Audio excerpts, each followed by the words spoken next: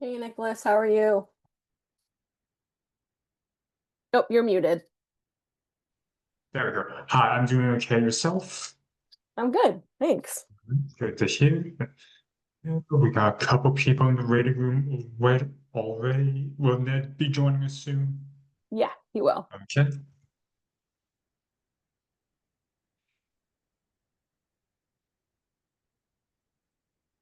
Yeah, thanks for hosting since Sarah's not able to. Yep. Just made sure I got the login information a couple of days ago. I just got myself a bit familiar with myself on the hosting side. So, Nice.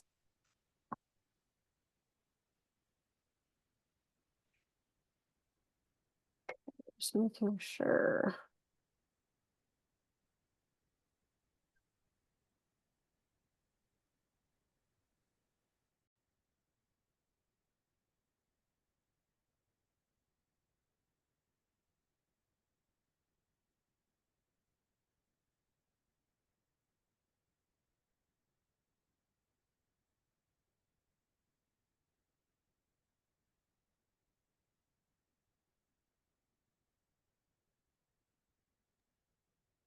Have you guys been doing kind of these lunchtime meetings for a while now? and this is actually the first. First, cool. Okay. Yeah. Hey Ned, you're muted. There you go. Yes.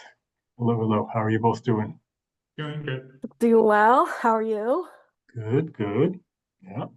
You're recording already, I see. Okay. Yeah. Great. Um, so I'm just going to take the back seat here, Tessa, and just show up for a while and then disappear if that sounds right, or pick up questions at the end, whatever seems helpful. Yeah. Yeah. I mean, I figure you can intro yourself as well. And if I'm gonna, pull the group a few times, it's possible I won't be able to see people super well. So maybe you can at least just call out, how many hands are raised or something like that would be helpful. Will do. That sounds great. Yeah. Cool. Okay. All right. Thanks. Sure. Sure. We also admitting people in, so we just have 3 people so far. Let's see if more come in. Yeah, we can Mhm. always give people a few minutes. I know everyone's always jumping from meeting to meeting. Yeah.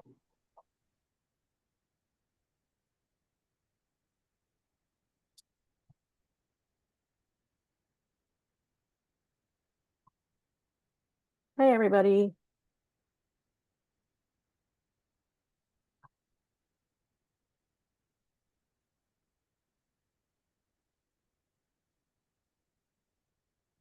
Give people a couple more minutes to walk into here before we begin. Sounds good.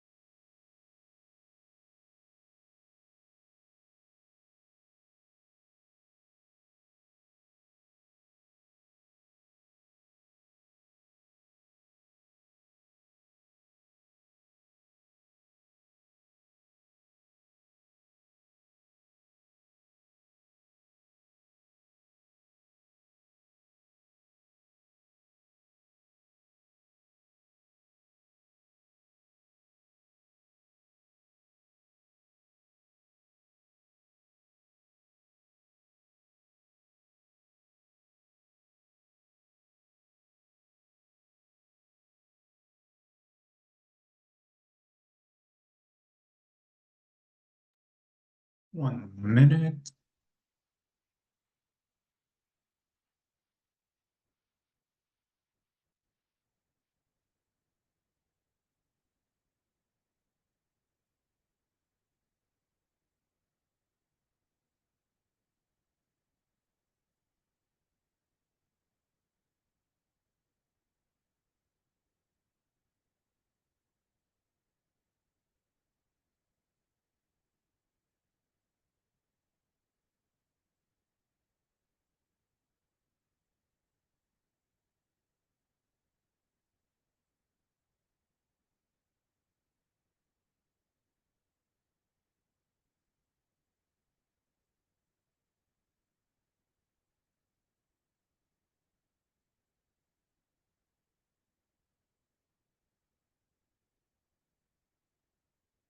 We can get started now, see if more people start coming in. So, hello everyone, good afternoon. Thank you for attending this first Lunch and Learn series. It is hosted by Vermont VOAD and Vermont DEC. I'm Nicholas Malloy, one of the medical member working with Vermont VOAD.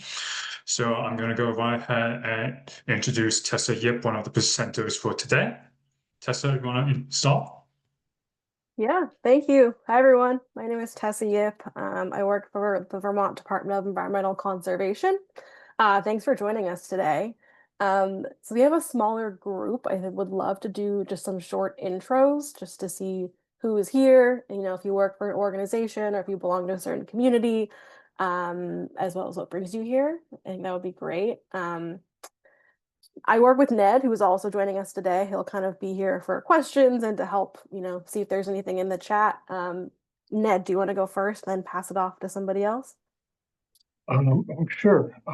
Yeah, Ned Swanberg. I work with the Rivers Program at Vermont DEC. I've been a regional floodplain manager for a number of years in Washington and Orange County and helping out in the South as well during the 2023 flooding mop-up. And working with Tessa, really reaching out around the state with the regional planners around the new maps coming from FEMA and how to understand what those mean and how to use those. So it's great to be here. I will pass it along to Prem. Thank you. My name is Prem. I am the board chair of the Recovery After Floods team, a long-term flood recovery group in Chittenden County. I've held many relief roles in the state over the past 2.5 years. Really grateful to be here. I'll pass it off to Peter. Well, hello, everybody. Peter Towsley here. I am the current president of the Vermont Voluntary Organizations Active in Disaster, and also an active Team Rubicon state manager. So with that, I will pass it on to whomever is next. Let's see who we got. Mike Dacey, do you want to go next? Hey everybody, Mike Dacey. I'm the executive director with CREW, which is the long-term recovery group serving Waterbury, Moortown, Middlesex, Duxbury, and Bolton. And Sarah Kenny, is that you? Yeah, it's me. Don't let the guidehouse fool you. Take it away. Hi, everyone. I'm Sarah. I'm a disaster case manager for Drum and new to the disaster recovery world. And so I thought that I would attend today I'm always looking to learn. So I'll pass it off to my coworker, Kurt. Hi there, I'm Kurt. I'm a construction coordinator with Drum and also new to the disaster recovery world. I live in Barrie, so it found me. And so now I'm trying to help folks on the construction side of things throughout the state. And let's see here. Have we heard from everyone? I think we got everyone. Yeah. All right, excellent. Thanks. Cool. Thanks everyone for joining us. I'm going to go ahead and just share my screen and we can get going with a little presentation. All right. Can everyone see this okay? Looks good. Good. Perfect. Okay. I'm just moving all your little boxes so I can see my screen a little bit better. Okay. Perfect. All right. So I know I gave a super quick intro of who I am, but to go into a little more detail, again, I'm Tessa, working for Vermont DEC on the Rivers program with Ned. I am the engagement and community support floodplain manager.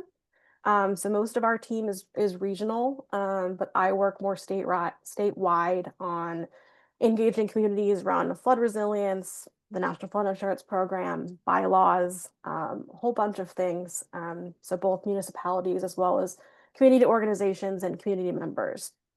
And then I kind of came into the flood resilience and recovery world by volunteering with CREW out of Waterbury. So that's kind of my other flood hat as well. So again, thanks for being here. Vermont VOAD reached out to Ned and myself about learning or leading some flood resilience or flood mitigation sessions for Vermont VOAD. So today we're going to just do a super high level look at a bunch of flood resilience tools that focus on both communities and individuals in the state of Vermont. You probably all saw that survey from Sarah Henshaw asking about what, flood mitigation topics that you were interested in learning about or would be helpful for you to be able to share with your community. So we're hoping that today through this presentation, we can kind of, give an idea or help you get an idea of what topics might be more helpful to learn.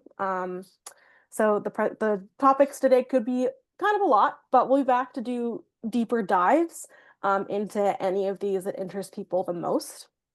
And feel free to interrupt me during presentation with questions. Either, turn on your mic or put them in the chat, and Ned can help monitor the chat.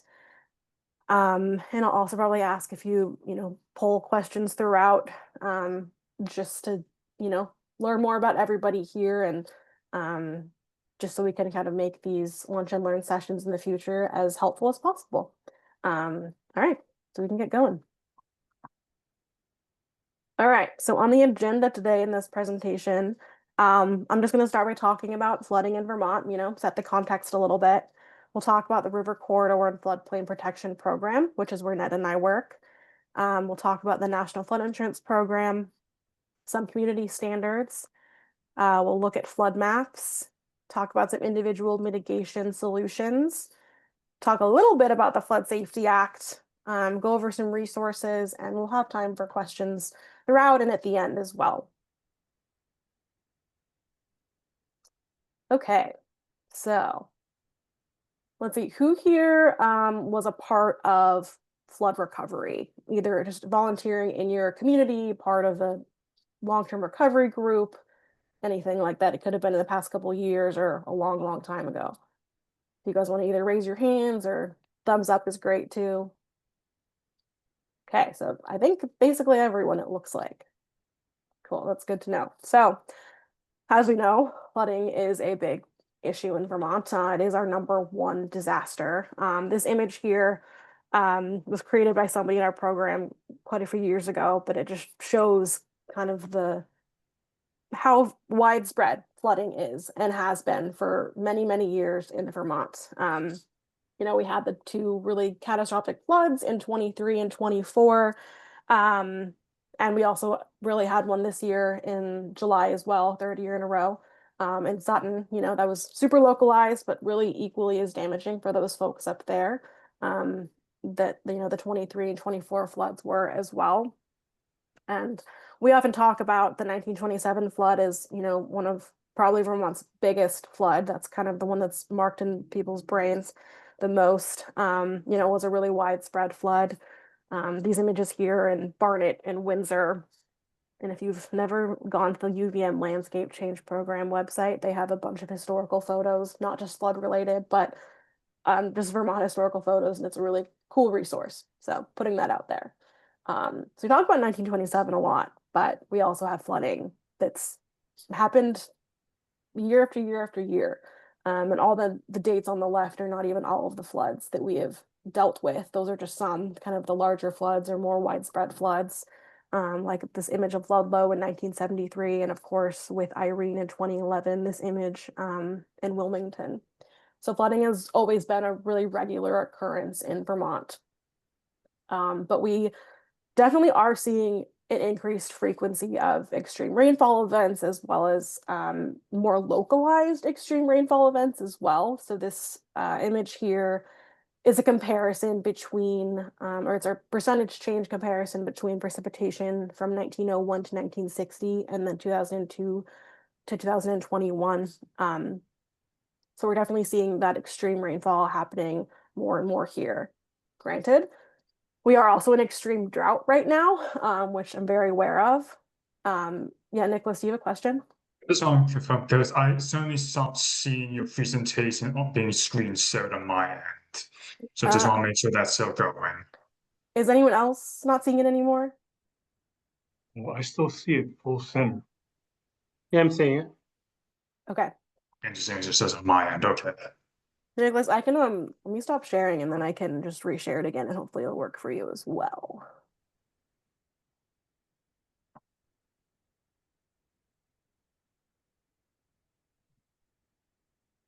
Is that any better? Thanks. Good. Okay. Feel free to let me know if it goes away again. Yes, but like I said, we're in a drought. Both droughts and floods are very much part of Vermont's climate history. So they will continue to happen. There we go. All right. And then just to take a look at FEMA public assistance to Vermont, we are seeing increased amounts quite a bit since 2010. I realize this doesn't show 2023 and 24, but you can definitely see the growth in public assistance from FEMA to our state since 2010. So I do want to give a bit of background on what the River Corridor and Floodplain Protection Team does, which is where Ned and I are in the state of Vermont. I feel like state government can kind of feel like a monolith, and I want to give a little bit of clarity into like where we are and what we do. So we're housed in the Vermont Agency of Natural Resources, also known as ANR. We are within the Department of Environmental Conservation, which is also with the Watershed Management Division. We're in the rivers program, but there's also programs for lakes and ponds, wetlands, water quality. So on our team on the rivers program, we also have river engineers and river scientists, and then we have floodplain managers. So what do floodplain managers actually do? So our floodplain managers really work to both reduce flood risk as well as protect the natural functions of our river corridors and our floodplains. So on a day-to-day, our floodplain managers really help to support towns with development projects in floodplains and river corridors. So this could either be technical support or it could be permit reviews, looking at maps, kind of whatever they need assistance with. Floodplain managers are also involved in post-flood permitting for projects in floodplains. And then our team is also more or less the coordinator between FEMA's National Flood Insurance Program and Vermont municipalities, which we'll talk more about the NFIP later too. And then this is a map. It's kind of an ever-changing map. We've done quite a lot of hiring this year, including myself. But we have regional floodplain managers across the state. I can send a link to this just because it's a good resource to have. It's always nice to have another kind of flood resilience person to reach out to with questions. So everybody is regional across the state. Ned and I are kind of more statewide in our work, as well as Rebecca Pfeiffer on our team. So this might change a little bit depending on where you are, but it's a great resource to have. Even if most floodplain managers are kind of working mostly with municipalities, they can also just be a great resource for anybody in the community. So in terms of disasters, I wanted to bring up this disaster management continuum to kind of just show where we live on this continuum versus a long-term recovery group or other disaster relief and recovery groups.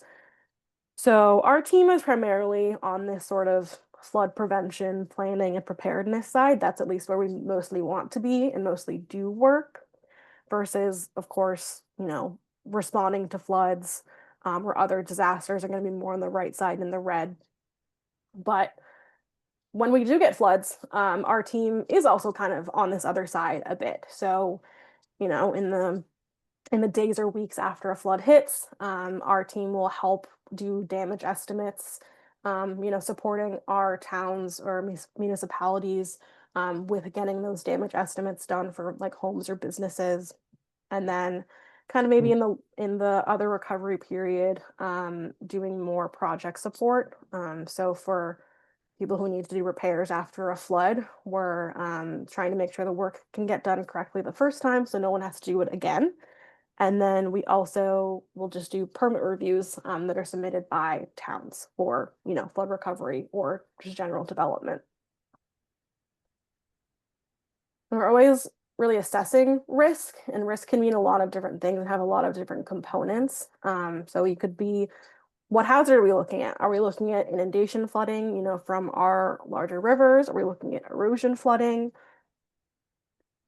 You know, what's being exposed? What's at risk of damage? Is it people? Is it their homes? Is it roads, bridges? Is it culverts? And then vulnerability. So like vulnerability can look like a lot of different things to different people in different communities. Is it location? Is it the elevation somebody is at? Something we talk more about is like someone's social capital. How connected are they in their community? What resources does a community have? What relationships does a community have? So all these different things are part of how we look at, you know, risk from flooding. And then I mentioned the National Flood Insurance Program. So who is familiar here with the NFIP? Has either heard of it or works really closely with it? Anybody? Few people? Probably almost everybody. Yeah. So I think that a lot of the familiarity with it is probably around the insurance piece. So a town can be part of the NFIP in order to get the residents access to flood insurance, which they might not otherwise have. And this can be accessed by anybody in town. But to be in the National Flood Insurance Program, that also means that a town has to have minimum standards for development in floodplains. So that's kind of where that regulatory development piece comes from. That's like the basis of it, essentially.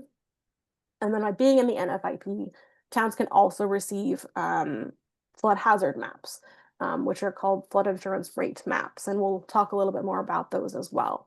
But those are a big piece of, you know, how that regulation happens and the different components of what the National Flood Insurance Program is beyond just flood insurance. So in Vermont, 90% of our communities are in the NFIP. You can see most of the ones that are not, the red ones on this map right here, are in the Northeast Kingdom. And then we also have 6 communities in something called the community rating system, which we'll talk more about. But the community rating system is essentially the communities that kind of go above and beyond FEMA's minimum standards. So these communities are Bennington, Berlin, Brattleboro, Colchester, Montpelier, and Waterbury. And so by going above and beyond FEMA's minimum requirements, they then receive discounted premiums on flood insurance for their community members, which is the main benefit of being a CRS community. So I do want to talk about what floodplains are and why they are important to us.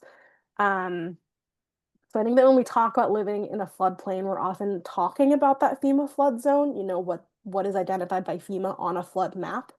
But floodplains are a very natural and very important part of our system. So a floodplain is that low-lying area next to a river or a stream that holds that excessive water. So it's the area that's going to get wet when a river spills over its banks. And floodplains are really important for flooding. They slow water down as the water spreads. It's able to dissipate that energy, really loses its power. So it kind of loses its power to destroy anything. And as a natural part of our system, like I said, has a lot of benefits beyond storing floodwaters. It also recharges our groundwater, which we're in a drought. We know how important recharged groundwater is and how much we rely on our groundwater. It also keeps water clean by trapping sediment, so it acts like a filter, creates habitat for fish, birds, insects, and other wildlife. And then really they're just important to our communities, whether that's the beauty of them, recreation, they have a huge community value for everybody in Vermont. So who here has seen their community's flood maps or any community's flood maps in Vermont, let's say? Yeah, 2, 3. I don't know if I can see everybody, but looks like almost everybody. That's good. All right. So I don't know how much detail I need to go into this, but I think flood maps can be kind of confusing. So we're talking about a flood zone or a FEMA floodplain. We're really talking about what's called the Special Flood Hazard Area or the SFHA. So this is what's known as that high risk area according to FEMA. It's also what we call the 100-year flood, which I try not to use that term because it's pretty misleading. I think it implies that a flood is going to happen every 100 years, when in reality it has a 1 in 100 chance of occurring in any year. This is also known as the base flood. So on this map over here, this red area is that SFHA, that special flood hazard area identified by FEMA. That's the high risk area. On a map, it's going to be either zone A or AE. Zone AE essentially is a more detailed, more studied version of a zone A. Zone A is approximate. It won't include anything like a base flood elevation, like a zone AE will. And then we also have on here the floodway. So it serves a regulatory purpose, but it's really the area where floodwater is going to move the fastest and it's the most dangerous. And we also have this kind of grayer area you can kind of see, but besides the red, that's technically outside the special flood hazard area, but it's an area identified by FEMA as being more moderate risk. And that's that 0.2% annual chance event of flood.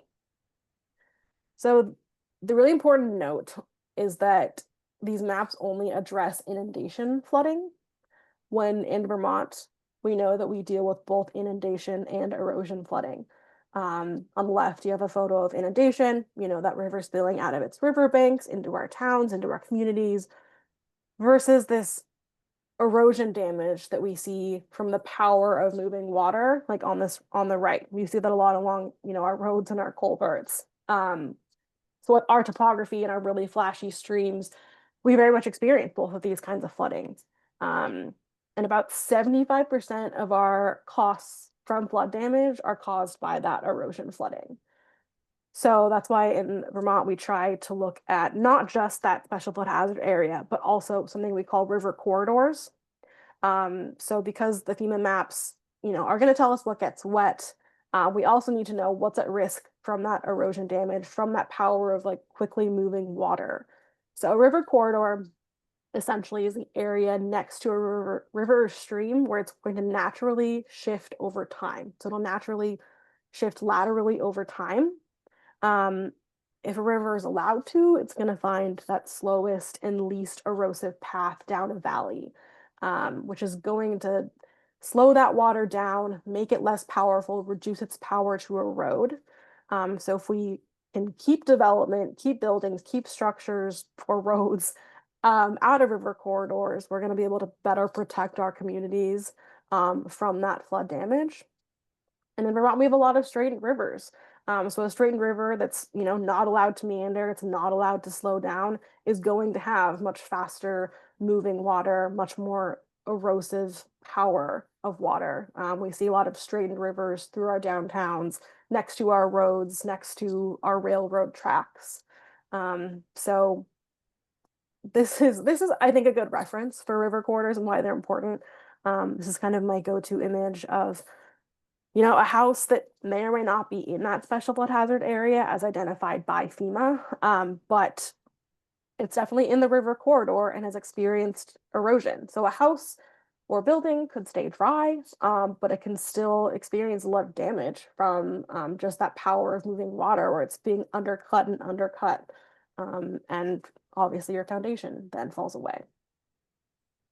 So part of assessing risk and looking at, what kind of mitigation solutions or resilient solutions we want to look at requires us to look at both the success of water from inundation and the power of moving water that we see happen through erosion. So in Vermont, we have mapped river corridors across the entire state.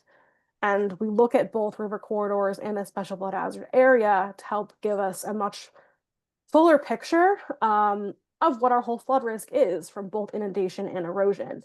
And that's a much clearer idea of where it's going to be safer for us to build and to live, and what's potentially most at risk in our communities.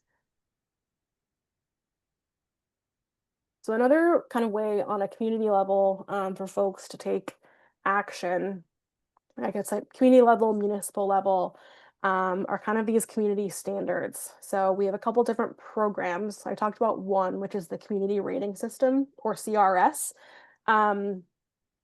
So like I said, it's a program that towns join. It's associated with FEMA. So towns are part of CRS in order to get lower insurance premiums available for their residents who are in the NFIP. And it basically means that they need to have higher standards than FEMA's minimum standards for the floodplain. And then there's also the Emergency Relief and Assistance Fund, which is a way for communities to take mitigation actions in order to receive more state funding after a federally declared disaster. So basically, the state will partially match federal funding for public assistance. So towns can receive more state funds if they take certain actions. So things like being in the National Flood Insurance Program, adopting higher town road and bridge standards, a local emergency management plan, a local hazard mitigation plan, and then also protecting river corridors. That's kind of the big one. Towns can protect river corridors from new encroachment, like I talked about in the last couple slides. So those are both big ways that municipalities are able to take action towards mitigation to help prevent damage across their communities.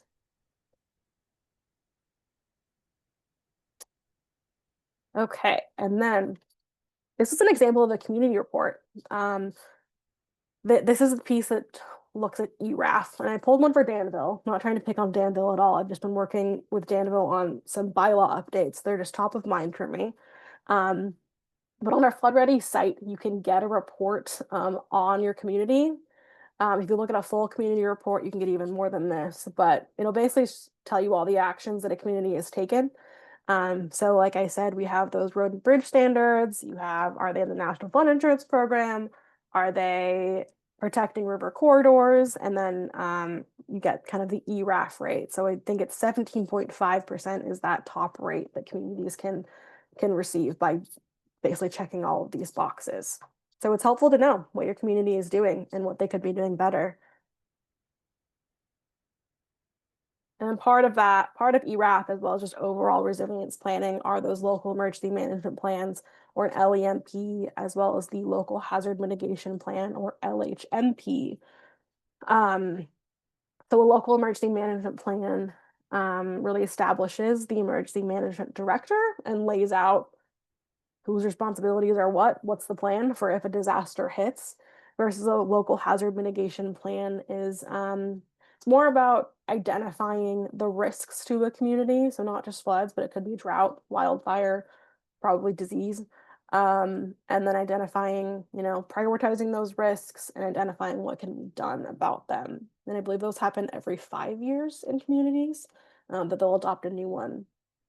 So it's important to know what's in your local emergency management plan, to know who your emergency management director is. And it's also really important for them to know, who are those disaster response and recovery groups, and to have those relationships with each other, to know what the plan is and to be a part of that plan, especially, with a plan that can be community led, to be involved in that process is really important in our non-disaster times.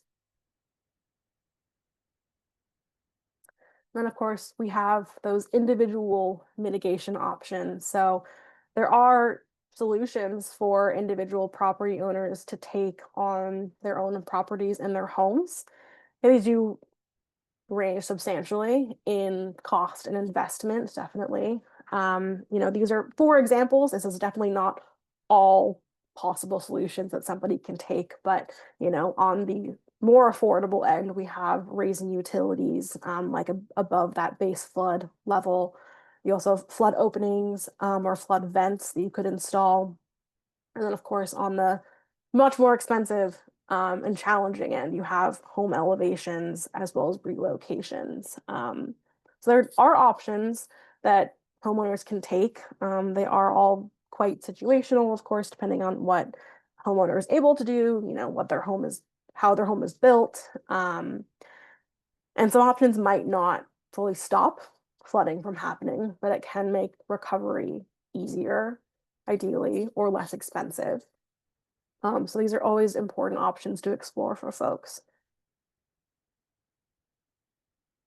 And I just wanted to touch on the Flood Safety Act of 2024 a little bit. So this act was passed in 2024 in response to the floods of 2023, with the goal of really reducing the flood damage that occurs in our communities. So to our homes and roads and bridges, our critical facilities. There's really four parts of it. We're most familiar with one and two because those are river related. So the first part is that the Flood Safety Act establishes state regulation of proposed development in river corridors. So basically, right now, only some towns protect river corridors from encroachment. So it's very town by town. But in the future, with this legislation, those river corridors would now be protected on a statewide level, which would be huge because, like I said, it's not just inundation that's a problem; it's that erosion damage as well. And then the Flood Safety Act also would require a statewide minimum standard for development in floodplains. This is what we refer to as a no adverse impact standard.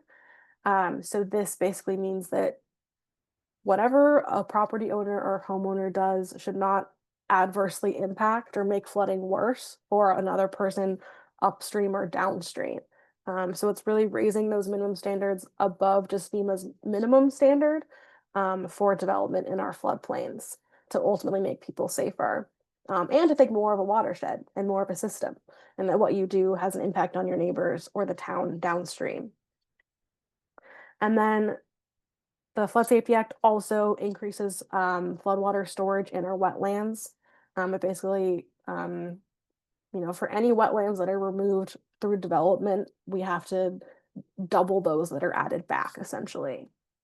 And then the Flood Safety Act also strengthens dam safety through increased oversight as well as higher maintenance requirements.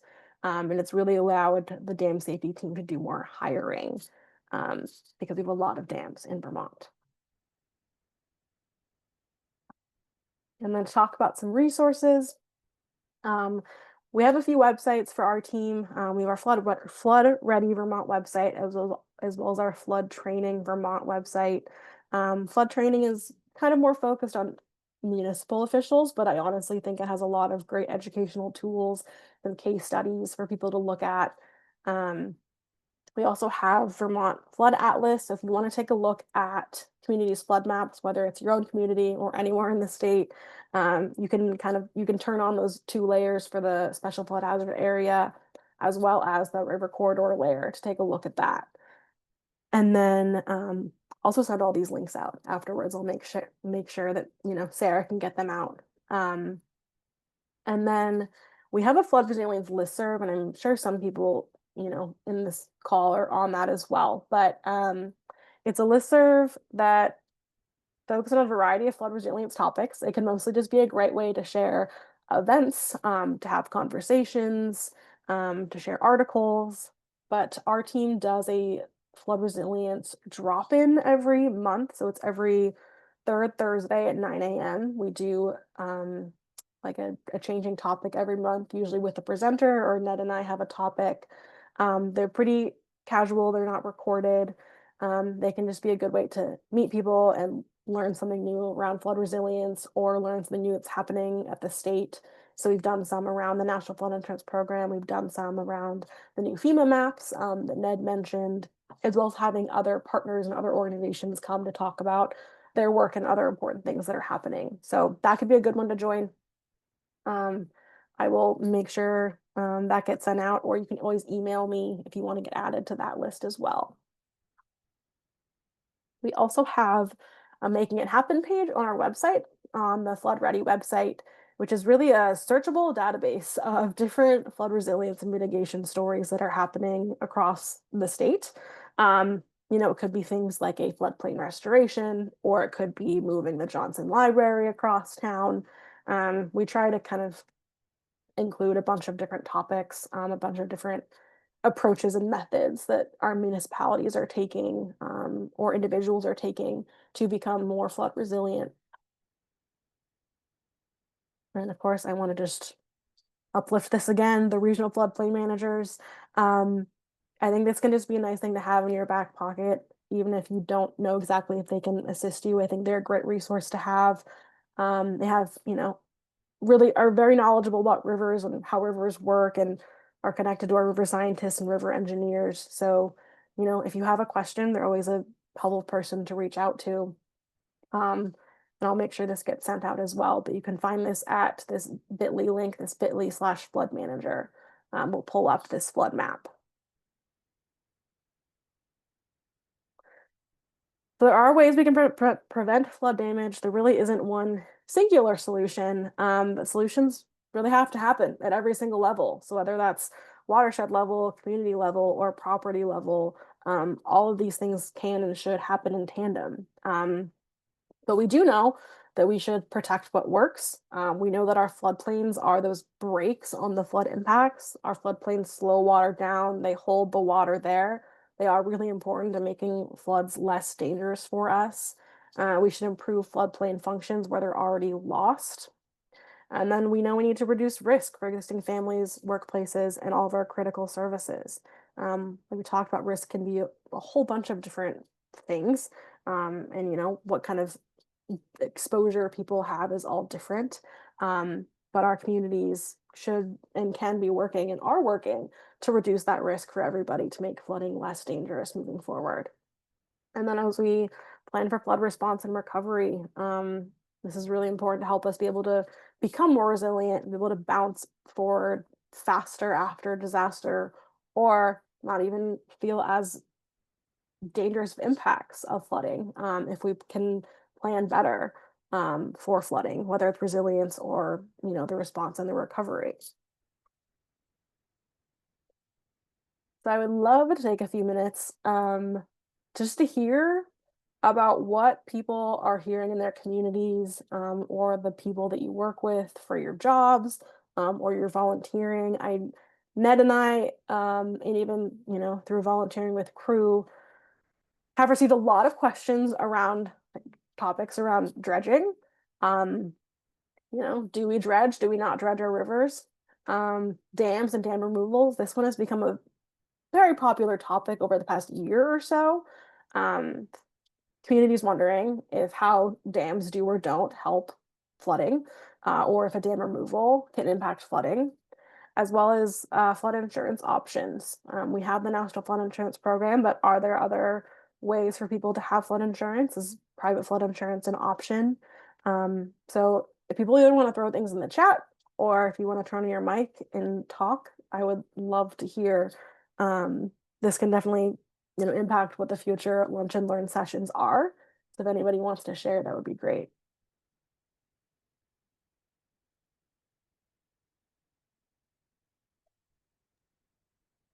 Mike, give your hand raised. Yeah, jumping on your comment about flood insurance options and just what are we hearing about is folks, and I know you know where I'm going with this, but folks who have flood insurance but have not really felt like they've been able to utilize the full extent of their insurance policy, and just the headaches and hurdles that they have had to go through to receive claim settlements that are anywhere near the extent of damages that were sustained on their homes. And I know that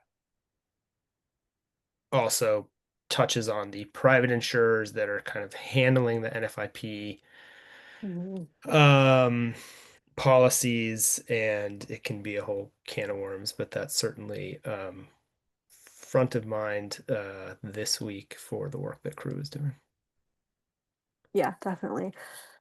And I will be sending an email about this next week, but speaking of those flood resilience drop-ins, our next one is going to be on flood insurance. So we'll be joined by the Department of Financial Regulation, a couple people there to talk about flood insurance. I can't exactly guarantee they would be able to answer some of those questions, but if you're available, that could be a great thing to drop into. just to see what they have to say and what their knowledge is like. But yeah, that's a great topic, and maybe that could also, yeah, be another lunch and learn topic. So thank you. Is that remind me the date on that one? That'll be the 16th Okay, great. of this month, 9 a.m. Yeah, I will let our staff know as well. Thanks. cool. All right. Anybody else have a hand up? Yeah, Oh, perfect. this is Kurt. One of the things that has come up quite a bit with folks that we're helping out, especially Addison and Chittenden County, are folks who have erosion so their home is near the river or what was once a stream, and the erosion along the edge that's creeping closer and closer to the foundation of their homes. Mhm. And they're at an absolute loss, as we know, of what to do, because to put up, 100 feet of riprap is, some tens or hundreds of thousands of dollars. And, now the depth of the plane from basically their yard down to the river might be 30 feet where once it was 3 feet. And so, yeah, they're just at an absolute loss. And with the realistic fear that over the next storm will likely keep eating away and undermine their home, like that one picture you showed. Any, anything we can do to, assure them that they might have a home after the next flood. Thank you. Yeah, that's a big one. I feel like I think after 2024, we saw a lot of erosion damage like that. Yeah. Yeah, I think the relationship with floodplain managers, the regional floodplain managers, can be a really helpful one. Like I said, I feel like may have new and different ideas than other groups will, just based off of their knowledge levels around rivers and river dynamics, and as well as, being able to talk to our river engineers and river scientists around solutions for people. I know that's something that one of our regional floodplain managers was working on with the folks in Sutton to try to figure that out, and to be a resource for them. So yeah, that's a great one. I've written all these ideas down, by the way, and I'll make sure that I combine them with whatever Sarah is receiving from the survey. But thank you, Kurt. Yeah, I might just jump in, Kurt, that, Tess is absolutely right. Talk to the floodplain manager and just get some attention on it. But, what you're describing is a classic case of what they call stream evolution. They change over time, coming down the hill and getting to the valley and changing from 3 to 30 feet deep, if you would. Sounds like it's incising, it's digging deeper and deeper and deeper because it's been narrowed, restricted and more powerful and increasingly gouging, incising into the bed, which makes it even more and more powerful. The next step after incision is bank collapse and widening. And yeah, it's extremely frightening. And how to look at that and the urgency of that and what can be done. And it sounds very alarming. So I would get some eyes on that real fast. Yeah. And I'll make sure to get the link out to people with that floodplain manager map and links to our websites as well. I just And our put it contact also in that information. the handout in the chat too. The Okay. tools has that link in there too. So yeah. Great. Thank you. Anyone else have anything else they want to share? Issues they've run into or questions they get from their communities?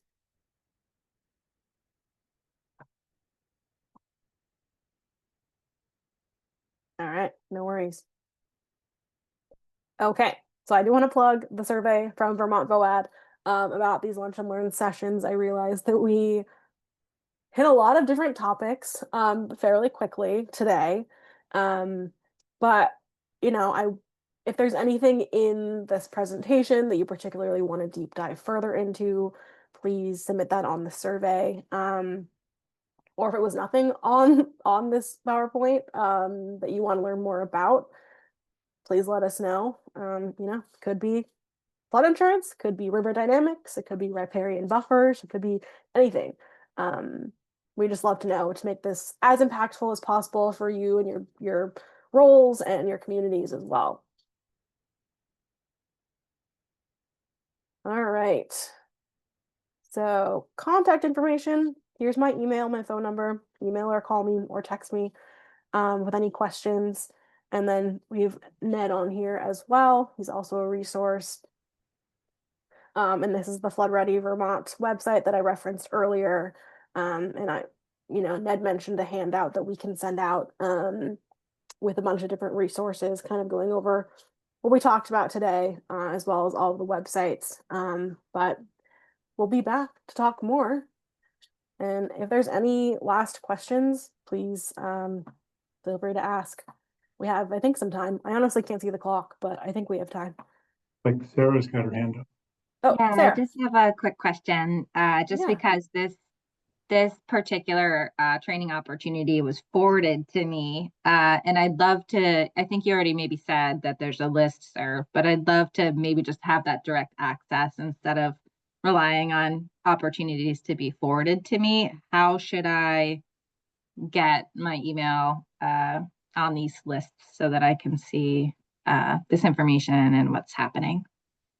Yeah, so we have that flood resilience listserv, which I'd be happy to add you to.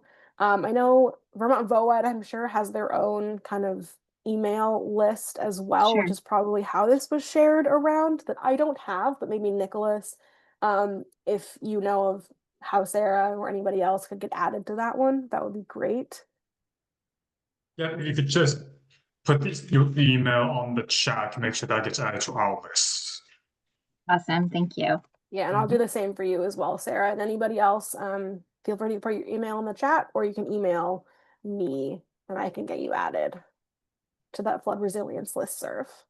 Great. Put Thanks my so email much. in there. Yeah. Okay. Do you have any other questions? Anything people would like to chat about? Mike, I saw your comment about the Waterbury Village on the quoting tool. If anyone doesn't know, there is a National Flood Insurance program quoting tool where you can put in an address and actually get a insurance cost estimate, which Waterbury has some issues with. But otherwise, it works really well. And I know that you guys have poked at that, so I'm not trying to poke at you. Just I know. I thank get you. No, I Yep. think keep poking. Good. It's good. Yeah, because then we can Nothing. keep poking all those other people at FEMA about it. Yeah. This might not be the week for it, but I know. Yeah.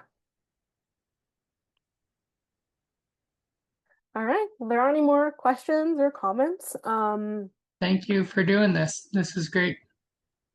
Yeah, Yeah, same. happy Appreciate it. to. It's great to be with this group, and we're excited to do more of these and really do some focused topics. So thank you for joining today. Thank you. All right. Take care, everybody. All right. Bye-bye. Bye.